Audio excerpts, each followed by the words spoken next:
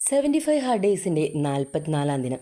പലപ്പോഴും സങ്കടം വരുമ്പോഴും സന്തോഷം വരുമ്പോഴും വളരെ സ്ട്രെസ്സായിരിക്കുന്ന സമയത്തൊക്കെ കടൽ കാണാൻ എനിക്ക് നല്ല ഇഷ്ടമാണ് കേട്ടോ.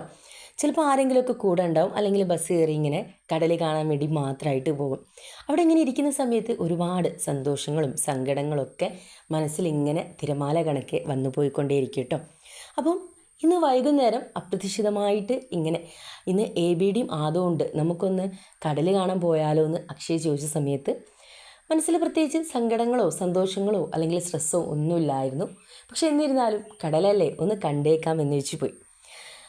നല്ല ഒരുപാട് സന്തോഷമുള്ള നിമിഷങ്ങളും നല്ല സംസാരങ്ങളൊക്കെ ആയിട്ടുള്ള നല്ലൊരു സമയമായിരുന്നു, നല്ലൊരു നിമിഷങ്ങളായിരുന്നു ഇന്നത്തെ ഈവനിങ് എനിക്ക് സമ്മാനിച്ചിട്ടുണ്ടായിരുന്നു.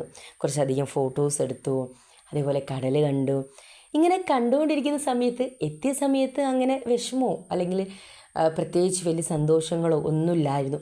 പക്ഷേ ഇങ്ങനെ കടൽ നോക്കിയിരിക്കുന്ന സമയത്ത് മനസ്സിലേക്ക് പല കാര്യങ്ങളും ഇങ്ങനെ മിന്നി മറിഞ്ഞുകൊണ്ടേയിരുന്നു.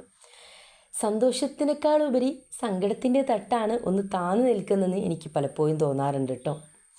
അതൊക്കെ അവിടെ ഇരിക്കട്ടെ, നേരെ നമ്മളെ ചലഞ്ചിൽ ഫുഡിലേക്ക് വരാം. സ്മൂത്തി അതേപോലെ എഗ്ഗും ഒക്കെ ആയിരുന്നു കഴിച്ചിട്ടുണ്ടായിരുന്നത്. അങ്ങനെ ബീച്ചിൽ പോയ സമയത്ത് ഒരു പപ്പായ കഴിച്ചു, പിന്നെ ഒരു 3 കാടമുട്ട കഴിച്ചിട്ടുണ്ടായിരുന്നു. അതിൻ്റെ വീഡിയോ എടുക്കാൻ മറന്നു കേട്ടോ. പിന്നെ നമുക്ക് ഷുഗർ കട്ടായതിനോട് ചായയൊക്കെ കുടിക്കാം, പക്ഷേ മധുരട്ടൊന്നും കുടിക്കാൻ പാടില്ല. അങ്ങനെയൊക്കെ ചായയൊക്കെ കുടിച്ചിട്ടുണ്ടായിരുന്നു. അങ്ങനെ ഇങ്ങനെ പപ്പായൊക്കെ കഴിച്ചു, ഇങ്ങനെ ഇരുന്നു. അങ്ങനെ വീട്ടിലെത്തി ബുക്കൊക്കെ വായിച്ചു. പിന്നെ നല്ലപോലെ ദാഹിച്ചൊരു ദിവസമായിരുന്നു. 4 ലിറ്ററിനെക്കാളും കൂടുതൽ വെള്ളമൊക്കെ കുടിച്ചു, ബുക്ക് വായിച്ചു. അങ്ങനെ ഇന്നത്തെ ഡേ എൻ്റെ. അപ്പോൾ എങ്ങനെയാ, നമുക്കിനി നാളെ കാണാം അല്ലേ. ബായ്.